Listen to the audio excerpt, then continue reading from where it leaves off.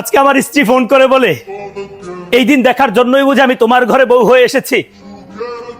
তখন আমি তাকে বললাম, মাথা আমার গরম করিও না, মাত্র ডিউটি থেকে আসছি, এইভাবে কেন কথা বলতেছো, কি এমন হয়েছে? তখন সেই কথার জবাবে আমার স্ত্রী বলে, সামান্য একটু তরকারিতে লবণ হয়েছে, তাই তোমার ছোট ভাই আজকে আমাকে মারতে এসেছে। বাবার কাছে ফোন দিয়ে বললাম, কি ব্যাপার বাবা, তোমার ছোট ছেলে কিভাবে এটা করলো? বড় ভাইয়ের বউ তো সেটা হয় মায়ের সমতুল্য, তাহলে কিভাবে সে মারতে গিয়েছে? বাবা আমার সেই কথার জবাবে বলে, তোরই তো ছোট ভাই, তার বয়স কম, মাফ করে দে, একটু না হয় ভুল করেছে। আমি বাবাকে বললাম, এটা কোনো কথা বললাম বাবা, ছোট বলে বুঝি তুমি কোনো শাসন করবা না? তখনই আমার মা আমার বাবার কাছ থেকে ফোনটা কেড়ে নিয়ে বলে, পরের বাড়ির মেয়ের কথা শুনে ভাইয়ের প্রতি রাগ দেখাচ্ছিস? তোর বউ তো কোনো অংশে কম না।